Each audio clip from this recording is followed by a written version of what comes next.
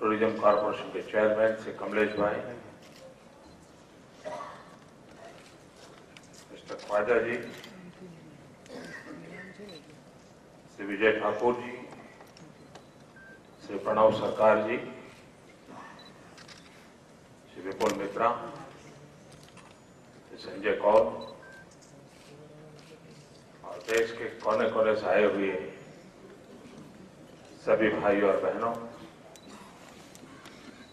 आप सबका मैं स्वागत करता हूं। प्रारंभ में आपने सरकार की आवाज सुनी, अब जनता की आवाज सुनिए।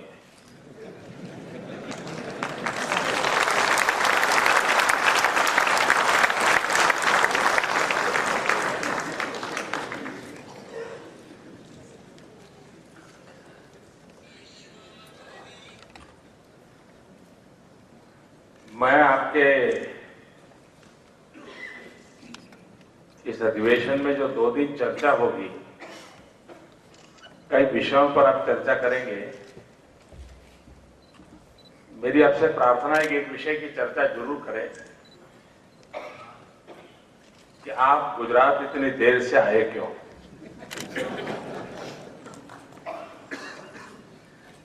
इतने सालों के बाद पहली बार गुजरात में आपका अधिवेशन हो रहा है, इतना लेट क्यों? ये सोचना चाहिए था, मुझे लगता है। तो जिस प्रकार से ये अधिवेशन ऑर्गेनाइज करने के लिए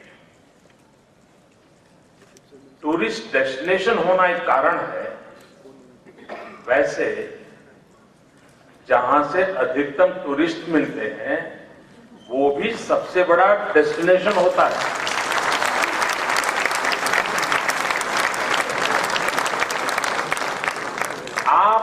आप मैंने आपके कोई अध्यक्ष भी गुजराती नहीं बना ना? हाँ, वही गड़बड़ हो गई, वरना ये गलती नहीं होती भाई। इतना बड़ा मार्केट अवेलेबल है, गुजराती का बेस्ट टूरिस्ट। अगर आपके टूर ऑपरेटर्स, और यहां कोई ऐसा टूर ऑपरेटर नहीं होगा जिसका काउंटर पार्ट गुजरात में कोई ना हो, सबका होगा। ये फीडर चैनल तो यही है भाई। तो हर तीसरे साल आपको यहां घर रहना चाहिए था। तो मुझे आशा है कि आप लोग जरूर चर्चा करेंगे जिस प्रकार से टूरिस्ट डेस्टिनेशन को अगर आप ऑर्गेनाइज करने के लिए उचित मानते हैं, उसी प्रकार से जहां से मैक्सिमम व्यापार मिलता है उसकी और भी ध्यान देना चाहिए। एक तो सबसे बड़ा लाभ आपको ये हो सकता है, अब ये आपका बिजनेस ऐसा है, कई विषय होंगे आपके जो सरकारों से रहते हैं। हम गुजरात को जो हमारा विकास का मॉडल है, और अभी जयनारायण भाई ने कुछ सैंपल आपको दिखाए, पूरी कहानी नहीं सुनाई।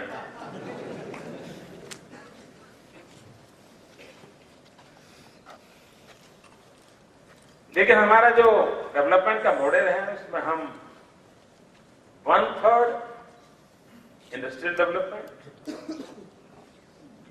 1/3 agriculture development and 1/3 service sector पर हम बल दे रहे हैं। और जब हम 1/3 सर्विस सेक्टर पर बल दे रहे हैं तो टूरिज्म को सबसे ज्यादा उसमें स्कोप है, हम इसको बढ़ाना चाहते हैं। और हमारा ये अनुभव है पिछले कुछ वर्षों से, हम टूरिज्म मैप पर नहीं थे, ये हकीकत है, और हम बेस्ट टूरिस्ट होने के बाद भी नहीं थे। लेकिन पिछले 3-4 साल के प्रयत्नों का इतना बढ़िया परिणाम मिला है। अभी देश का एवरेज ग्रोथ 8% है, गुजरात का 13+ है, 13 से ज्यादा टूरिज्म का हमारा ग्रोथ है। फॉरेन टूरिस्ट में हम करीब करीब 19% चल रहे हैं ग्रोथ। अब ये अपने आप में बताता है कि हमारे इन प्रयासों को कैसे सुफल मिल रहे हैं और हम इसको हमारे प्रायोरिटी सेक्टर में है आज, हम इसको बढ़ावा देना चाहते हैं और उसके लिए इंफ्रास्ट्रक्चर बनाना होगा, कुछ पॉलिसी मैटर्स होंगे, उसको हम सॉल्व करना चाहते हैं। अन्य राज्यों से आने वाले लोगों की सुविधा को देख करके टूर ऑपरेटर्स के साथ कोऑपरेशन के लिए क्या हो सकता है, उसको भी हम, और मैं आपको विश्वास दिलाता हूं दोस्तों, इतने सालों के आपके एक्सपीरियंस में आप लोगों के साथ मिलकर के उत्तम से उत्तम मॉडल हम देना चाहते हैं, द बेस्ट मॉडल। आप उसका फायदा उठाइए। मुझे जब ये कार्यक्रम आपका तय होगा उसके बाद इनवाइट करने के लिए ठाकुर जी आए थे, मैंने कहा आप मुझे पहले मिले होते तो मैं ये तारीख आपकी मंजूर नहीं करता। मैंने ऐसा उनको कहा, मैंने कहा मैं 1 वीक आपको डिले करवा देता ताकि 28 से मेरे यहां नवरात्रि हो रही है, तो दिन में आप अपना दिमाग खपा दें और रात को आपको हम हमारा ताकत दिखा। और अब फील करते हैं कि नवरात्रि फेस्टिवल होता क्या है जी। अब ये बात सही है, अब गरबा ग्लोबल हो गया है, दुनिया के 200 से अधिक शहरों में गरबा होता होगा, लेकिन नवरात्रि का गुजरात का रूप कुछ और होता है और वो भी टूरिस्ट अट्रैक्शन के लिए बहुत बड़ा कारण बन सकता है। इससे अच्छा होता है ये आपकी कॉन्फ्रेंस 1 वीक डिले होती, और मैंने कहा भी था जब मुझे बुलाने आए, मैंने कहा अभी भी अगर आप एडजस्ट कर सकते तो करिए। उन्होंने कहा नहीं साहब सबको बता दिया है, अब कहाँ चेंज करेंगे। ठीक है, 1-2 साल के बाद जब फिर दोबारा आए तो उसी प्रकार से भी तो ऑर्गेनाइज कीजिए। गुजरात टूरिज्म के नक्शे पर न होने के कारण भारत की जो योजना है उसमें भी हम कहीं नहीं है। फायदा अच्छा है, फायदा यहाँ है तो वे भी उस पर गौर करेंगे, क्योंकि जैसे इनक्रेडिबल इंडिया की जितनी एडवर्टाइजमेंट देखते हैं तो टाइगर तो नजर आता है, लाइन नजर नहीं आता।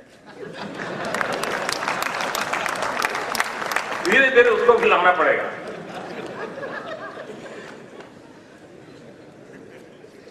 और तभी, क्योंकि हमने, और मैं मानता हूं मित्रों, टूरिज्म सेक्टर जो है वो सिर्फ टूरिस्टों की आवाभगत करता है उतना नहीं है। आप लोगों के माध्यम से दुनिया के सामने हिंदुस्तान को शोकेस करने का उत्तम अवसर पैदा होता है। आप भारत को शोकेस कर रहे हैं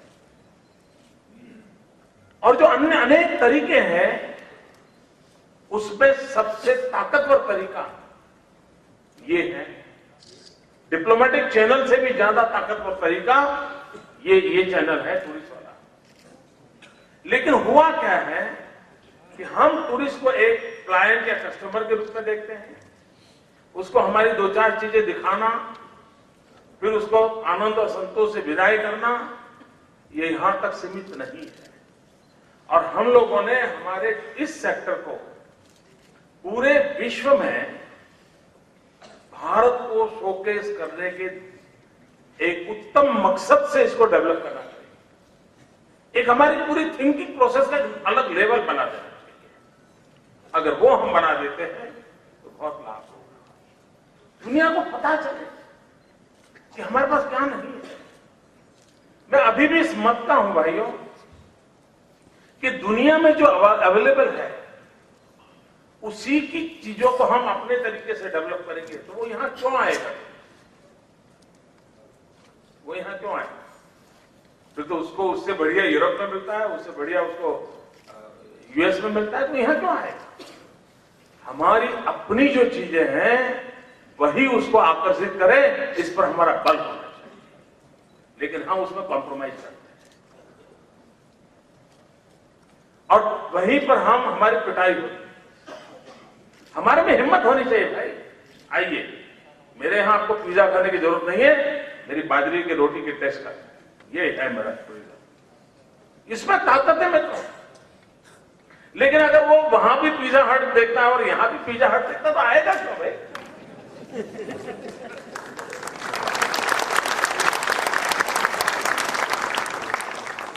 ये मूलभूत हमारे चिंतन में बदलाव लाने की आवश्यकता मैं देख रहा हूं।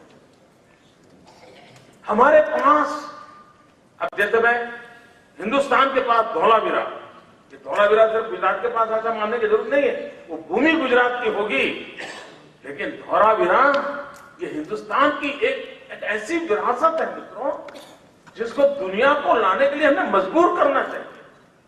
लेट द पीपल सी कि 5000 साल पहले हमारे पूर्वजों ने कितना जीवन को विकसित किया। आज दुनिया में अच्छे स्टेडियम की चर्चा होती है, अगर आप में से धौलावीरा गए होंगे, 5000 साल पहले उस नगर के अंदर खेलकूद का बहुत बड़ा स्टेडियम था, आज भी मौजूद है। दुनिया को आश्चर्य होगा, ये इनके पूर्वज ऐसे थे। अकेली एक चीज में टूरिस्टों को लाने की कितनी बड़ी ताकत पड़ी है। आज हमारे यहाँ साइनेजेस की चर्चा हो रही है, रास्तों पर बड़े बड़े शहरों में साइनेजेस होते हैं, इधर जाओ उधर जाओ।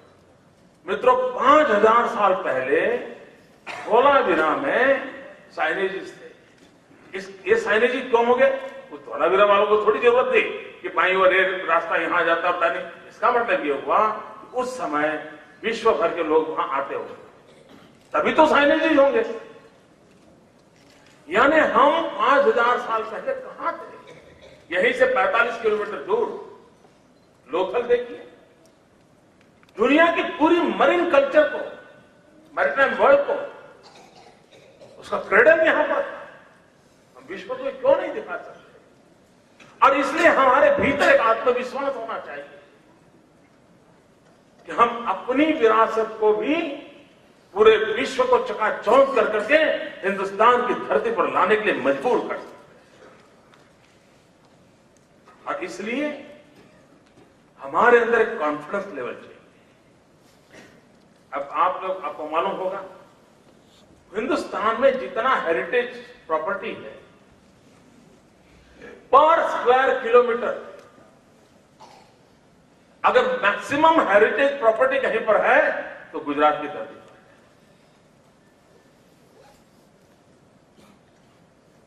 अब ये टूरिस्टों के लिए ये बहुत बढ़िया है।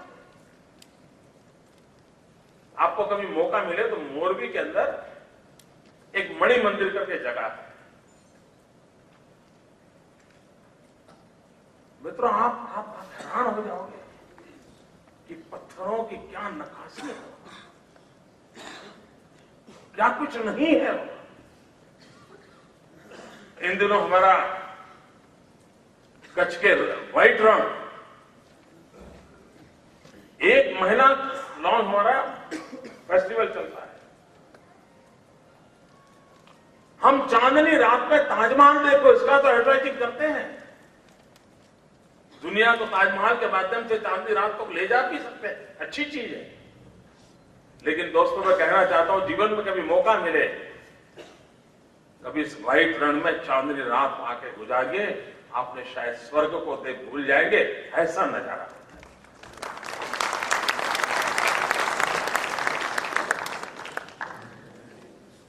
सैकड़ों मील जैसे बर्फ की तरह व्हाइट चद्दर बिछाई हुई और चांदनी रात को देखिए, रेगिस्तान की सूखी हवा को देखिए। ये हमारी जो विरासतें हैं, ये हम दुनिया के सामने ले जा सकते हैं। और हम इन्हीं चीजों को लेकर के हमारे टूरिज्म सेक्टर को प्रमोट करना चाहते हैं। अब गुजरात का मैं जो मार्केटिंग करना है तो आप देखिए, हम चाहते हैं कि हमारा क्रूज टूरिज्म क्यों ना बढ़े। आज विश्व के जितने क्रूज सिस्टम है, वो जो फैसिलिटी प्रोवाइड करते हैं, अगर आप गुजरात की ओर नजर करें, आपको कुछ नई चीज दुनिया को आप दे सकते हैं। हम चाहते हैं क्रूज शुरू हो हमारे, उसके ऑपरेटर्स आए, हम इंफ्रास्ट्रक्चर फैसिलिटी डेवलप करने के लिए तैयार हैं। अगर आप मुंबई से मांडवी का क्रूज चालू कर देते हैं,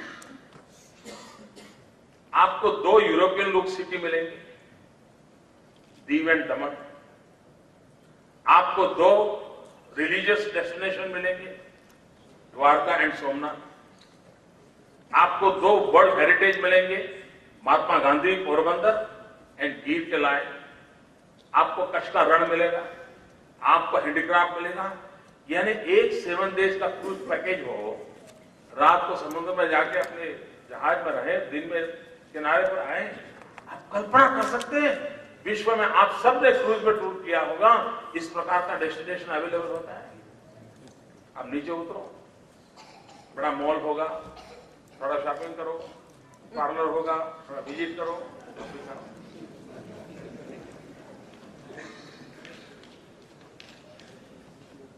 और बाकी समय आप अपने जहाज के अंदर जो भी एक्टिविटी होती है उससे अपना गुजारा कर लेते हैं।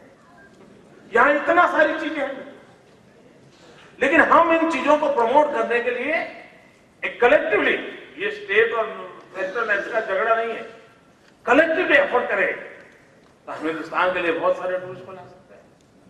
मित्र, आप यूरोप में जाइए, सिर्फ एक शेक्सपियर का सर्किट दुनिया के लिटरेट लोगों को कितना बड़ा आकर्षित करता है। मित्रों, गांधी जैसी विश्व विभूति हमारे पास है। हम क्यों न दुनिया को गांधी की ओर आकर्षित न करें। और गांधी फिल्म जब बनी तो विश्व की युवा पीढ़ी का भी मन गांधी की ओर लग गया। मैक्सिमम लिटरेचर उस वर्ष का जो सबसे ज्यादा किताबें बिकी थी वो गांधी की बिकी उस वर्ष। मतलब एक हवा बनी थी। हम क्यों न दुनिया को दिखाएं। इतने सारी संभावनाएं पड़ी है, हमें कुछ नया करने की जरूरत नहीं। हम दुनिया को अपने पास ला सकते हैं। उसी प्रकार से हमारा टूरिज्म सेक्टर और हमारी एक्सटर्नल अफेयर्स मिनिस्ट्री, इन दोनों के बीच में एक कंबाइंड एफर्ट्स की जरूरत मुझे लगती है। जब भी एक्सटर्नल अफेयर्स मिनिस्ट्री की इंटरनेशनल कॉन्फ्रेंस जहां भी आयोजित होती हो, उसमें 1 या 2 घंटे फायदा साहब जैसे लोगों को देना चाहिए, ताकि वो दिखाएं कि हमारा टूरिज्म का ये विजन है और हमारी हर मिशन, हमारा हर एम्बेसी उस काम को भी वहां करे। लेकिन वहां वो अपना वीजा दे दें, उसके लिए उसके नियम रहते हैं, उसके दिमाग में यहां टूर ऑपरेटर या टूरिस्ट क्या कर रहा है वो उसमें रुकावट होता है। लेकिन अगर हमारा इंटीग्रेटेड अप्रोच है, हम सबको लगे ये काम हमको करना है, तो मित्रों इतना बड़ा हिंदुस्तान, इतनी विविधताओं से भरा हिंदुस्तान, एक आदमी 50 बार नहीं आएगा तब तक भारत को समझ भी नहीं पाएगा।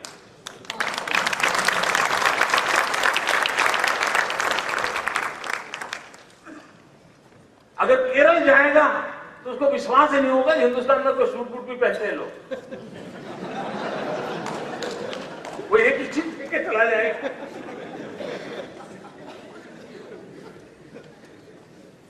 इतनी विविधताओं से भरा हुआ देश, हम क्या कुछ दुनिया को परोस नहीं सकते दोस्तों? बहुत कुछ परोस सकते हैं। और इसलिए हमारी पूरे विजन और स्ट्रेटेजी एक आमूल-चूल परिवर्तन की अपेक्षा रखती है। और हम गुजरात में जो सफलता की ओर आगे बढ़ रहे हैं, उसका कारण यह है हमने इस बदलाव को स्वीकार किया। आज आप अमेरिका में जाइए,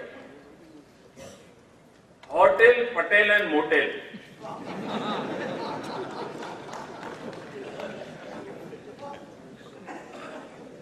पूरा ये उद्योग उनके हाथ में है।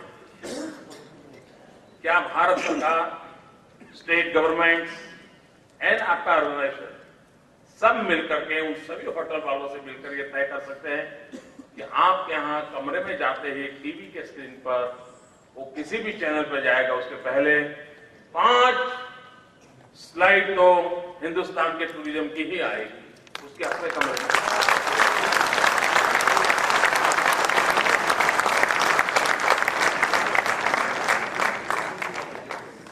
मैं कोई कंसल्टेंसी का चार्ज नहीं लूंगा।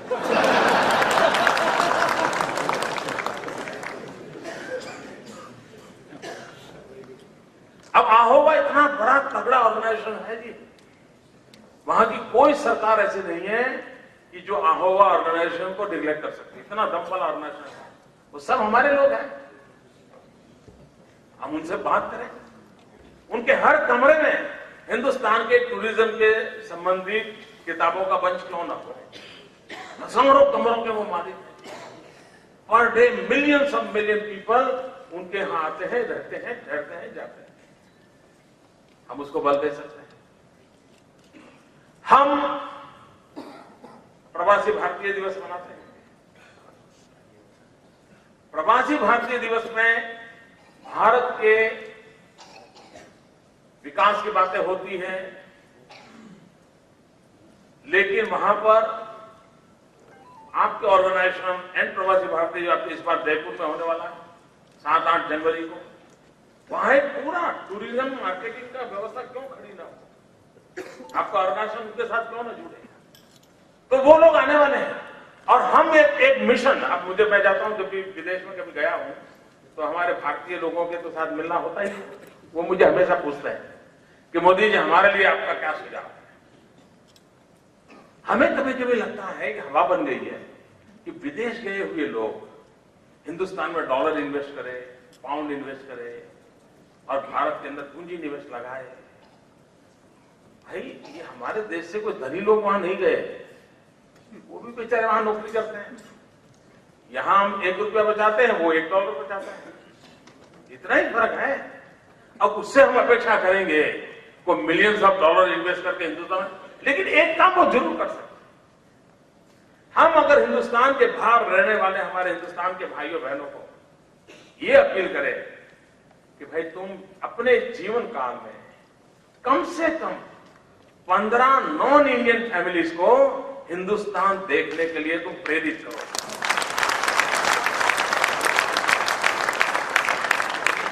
ये तुम्हारी देश की बहुत बड़ी सेवा हो जाएगी। एक मेरा हिंदुस्तानी भाई जो दुनिया के देशों में रहता है, अगर वो 15 नॉन इंडियन फैमिलीज को हिंदुस्तान देखने के लिए मजबूर करता है, मतलब आपका आज का टूरिज्म है वो कितना लिप्स एंड बाउंड बढ़ेगा। अब कल यानी इजी, और ये सब संभव है, मुश्किल काम नहीं है। क्या हम इन चीजों पर बल दे सकते हैं? नहीं, लेकिन हमको लगता है नहीं, वो पूंजी निवेश कर रही, बहुत बड़ी पूंजी है भाई। और वो और टूरिज्म का एक विशेषता है मित्रों, ये फिल्म, ये प्रमोशन, ये एम्बेसडर, ये दुनिया का अपना उपयोग है जब तक और रास्ता नहीं हो। लेकिन सबसे बड़ा रास्ता होता है, कोई अगर आपके कान में कहता है मैं गया था, तुम जरूर जाना, हो जाएगा। टूरिज्म इसी से बढ़ता है जी, ये इसका बिजनेस सीक्रेट है। एक आदमी जाकर के आया, वो कहता है जरूर जाइए, हो जाएगा। और एक जाकर के आता है यार छोड़ो, ठीक है सर, खत्म था। उसने 10 किताबें पढ़ी होगी, साल भर से मन बनाया होगा, लेकिन एक आदमी ने आके कान में डाल दिया छोड़ो यार बेकार है, साहब वो नहीं जाएगा। और इसलिए ये कानों कान बात पहुंचती है टूरिज्म की, और इसके लिए हमारे पास लोगों के एक्सपीरियंस शेयर करने की व्यवस्थाएं होनी चाहिए। अगर वे होता है बहुत बड़ा लाभ ले सकता है। हमारे जितने इंटरनेशनल एयरपोर्ट्स हैं उस पर हम कियोस्क रख सकते हैं क्या? सारे जो ट्रैफिक है उसके पास घंटा 1.5 घंटा इंटरनेशनल एयरपोर्ट पर बेचारा इधर उधर चक्कर काटता रहता है, क्योंकि उसको 2 घंटे पहले आना पड़ता है, खाली होता है। अगर वहां हमारे टूरिज्म के कियोस्क हो, वो अपना उंगली दबाता रहेगा, देखता रहेगा। अब जाते समय देखेगा, हो सकता है दोबारा आएगा तो उसके साथ जोड़ देगा। चीजें छोटी छोटी है मित्रों, उन चीजों को हम कैसे डेवलप करें? अगर हम उसको डेवलप करते हैं तो बहुत बड़ा लाभ होगा। और एक विषय मैं कहना चाहता हूं, इंडियन ओरिजिन एक ऐसा तबका है जिसको हमने कभी टारगेट नहीं किया। ये 150 साल पहले यहां से गए, 100 साल पहले गए। कई लोग हैं जो वहां पैदा हुए हैं, उनको मालूम है उनके पूर्वज हिंदुस्तान के हैं, लेकिन उन्होंने हिंदुस्तान देखा नहीं। उनका आज भी मन में रहता है कि यार मेरा देश कैसा होगा, मेरे पूर्वजों का देश कैसा होगा। और ये लाखों की तादाद में लोग हैं। क्या हम एक पैकेज भारत सरकार दे सकती है कि इंडियन ओरिजिन अगर कुंभ के मेले में आते हैं तो उनको विमानी सफर के खर्च में हम इतनी रियायत देंगे। हम हज में देते ही है, देते ही है। इंडियन ओरिजिन जिसके दिल में पड़ा है गंगा क्या है, कुंभ मेला क्या होता है, और हर 3 साल के बाद छोटा और 12 साल के बाद बड़ा कुंभ होता है। ये हर साल वाला तो है नहीं, बजट खर्च नहीं करना पड़ेगा। और मैं आपको विश्वास दिलाता हूं, भारत सरकार अगर ऐसी योजना बनाती है तो वो विमान टिकट में कंसेशन उसको मिलेगा, लेकिन अपने जेब में जो डॉलर लेके आएगा वो ढेर सारे डॉलर यहां खर्च करके जाएगा, जो हमारे देश के गरीब आदमी को काम आए, ऐसे इकोनॉमिकल डेवलपमेंट का हिस्सा रहेगा। वो ऑटो रिक्शा में बैठेगा।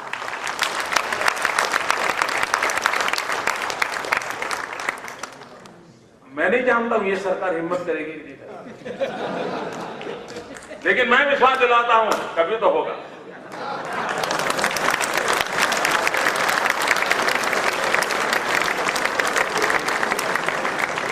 इसके 2 लाभ हैं। ये जो मान लीजिए पूरा मॉरिशियस आपके लिए बहुत बड़ा एक बिजनेस का सेंटर बन जाएगा। फिर मॉरिशस से लगेगा तो इस बार 10 ट्रेन जाने वाले हैं, चलिए 6000 लोगों को मिलता है, चलिए इस बार कुंभ में 6000 लोग जाएंगे, अगले 3 साल के बाद जम्मू का मिलेगा, दूसरे 6000। कितना बड़ा टूरिज्म को ऑप्शन हो सकता है। और सिर्फ विमान के किराए में कंसेशन, बाकी आपको प्रॉफिट ही प्रॉफिट है। लेकिन मुझे पता नहीं इनका सेक्युलरिज्म मिल जाएगा, क्या होगा मालूम नहीं, मानेंगे नहीं मानेंगे।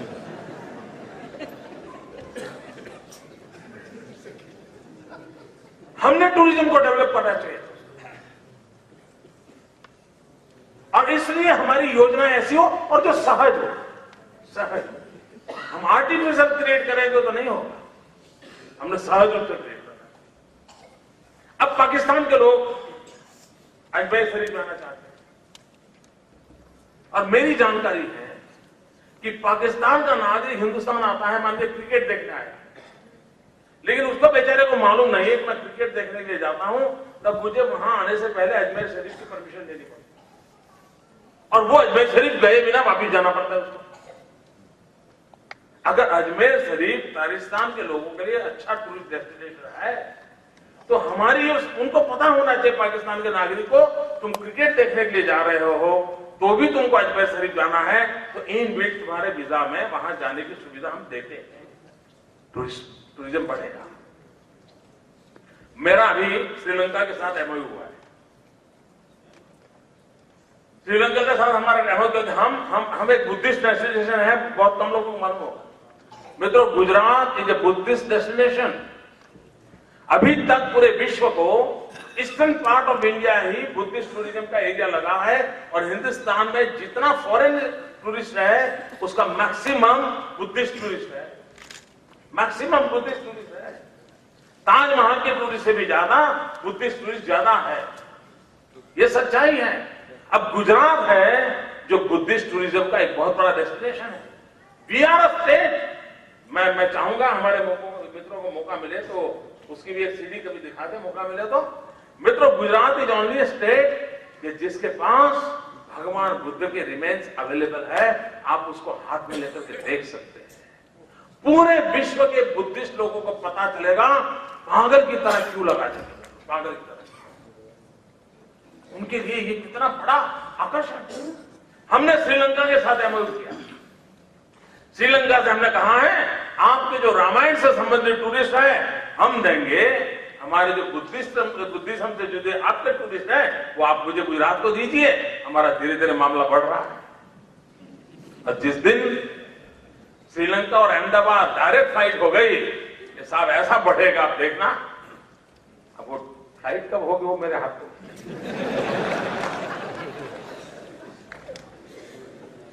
मित्रों, इन सारी चीजों को मैं इसलिए कह रहा हूं क्योंकि मैं इस विषय के संबंध में मैं मानता हूं और मेरे मन में टूरिज्म यानी लाख आते थे 1.5 लाख आ जाए 2 लाख ये नहीं है। मेरे दिमाग में साफ है पूरे विश्व में भारत की छवि को चमकाने के लिए टूरिज्म ये उत्तम से उत्तम रास्ता है। विश्व के साथ अपने संबंधों को घनिष्ठ बनाने के लिए टूरिज्म एक बहुत बड़ा रास्ता है। और मैंने कभी एक बार कहा था tourism unites the world, terrorism divides the world.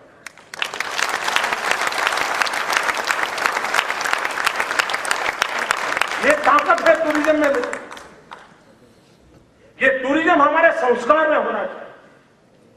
और ये जो भारत सरकार का नारा है ना, अतिथि देवो भव, ये छोटा नारा नहीं है जी, ये बहुत बड़ा मंत्र है। इसको हम दुनिया के सामने ताकत के साथ कैसे रखें, विश्व को हम कैसे समझाएं। और ये काम हम जब 2 दिन आप मिल रहे हैं यहां कर रहे हैं। अभी ये चर्चा हो रही थी जिस महात्मा मंदिर में आप बैठे हैं पूरा शायद देखोगे तो बहुत बड़ा है, ये कैंपस बड़ा है। ये 182 डेज में बना है। 182 में आपके घर का बाथरूम नहीं बन सकता।